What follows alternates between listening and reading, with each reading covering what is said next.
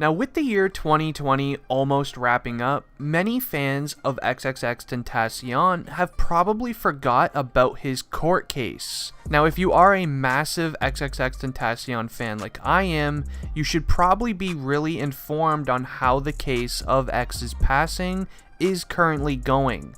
And just like me and others, you should be hoping that these 4 men will face the rest of their lives in lockup. Now, if you are an XXXTentacion fan, be sure to watch this video until the end, as these are many things in X's court case that you should definitely know about and has been happening that hasn't even really been shown to the public. So make sure you continue to watch with me until the end. Also, leave a quick like on the video and subscribe if you are a fan of XXXTentacion. Now, on June 18th, 2018, we actually lost one of the most influential rappers of our time.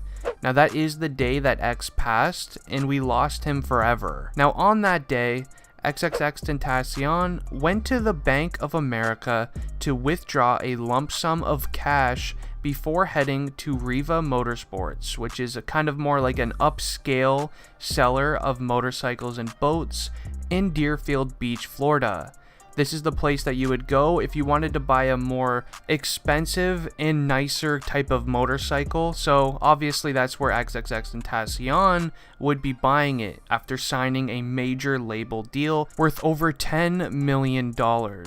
Now, after withdrawing the money from his bank account, which was said to be around $30,000 to $50,000 in cash, XXXTentacion was followed by a dark-colored Dodge Journey SUV, which had 4 men driving inside of it named Dedrick Williams, Robert Allen, Michael Boatwright, and Trayvon Newsome.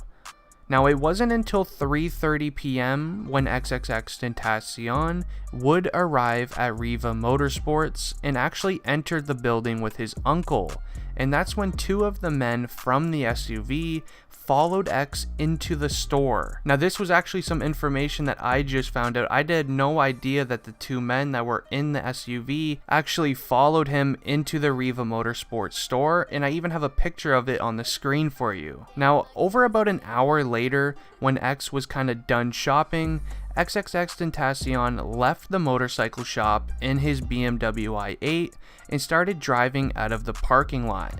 And then that's obviously when it all happened. Now, X was blocked from leaving the parking lot, where 2 men exited their SUV and ended up demanding the money from XXXTentacion.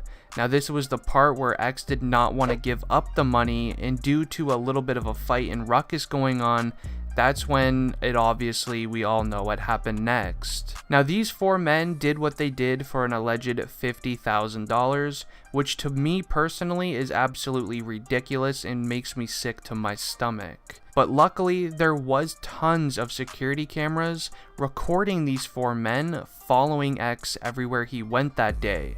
Now, I don't know what these guys were thinking when following a man to a bank, which is full of security cameras, and then follow him down the street where there's security cameras at each stoplight. These guys obviously weren't thinking too well. Now, with all of these security cameras recording these 4 men, the police, to find them, it was actually very easy for them, and it only took them a total of 1 month to find all 4 men. A lot of people were saying that was too long, but if you know how these type of court cases work, that was a perfect amount of time. But now I am about to get into what's going on in the courtroom with this case, which is information that you will definitely need to hear, so make sure you continue watching. Now, it only took the law enforcement 1 month to catch all 4 of these men. Dedrick Williams was charged with first degree and even tried applying for bail, which he was obviously denied on. Then Williams ended up pleading non-guilty in this case, even though for some reason, I don't know why he did that, even though he was shown on camera following XXXTentacion's car for hours prior to the incident. Now, Michael Boatwright was taken in for the exact same thing as Dedrick Williams, and actually yet to plead guilty or not. Third man, Robert Allen, was taken into lockup as well, after being found at his sister's house in literally the middle of nowhere in Georgia. He was then booked into Dodge County and is being held without bond, as he should. Then lastly, we have Trayvon, who was taken into custody last with the same charges as everyone else. Now these 4 men have been using tactics to pretty much make the court case last very long, which is still actually currently under investigation, as stated on many news outlets. Now this is the part where a lot of people, actually forgot about it, as it's practically been 2 years since it all happened, and the court case is still kind of at a standstill, and nothing really has actually happened. But luckily, things are now starting to move forward in this court case, as the state has now ordered that these 4 men take DNA tests with their fingerprints and swabs, which means the law could have found something very serious in this case. So if the state is ordering that all 4 men do get their fingerprints done, that means they could have found an object of sorts that was used in this case, which did lead to X's passing.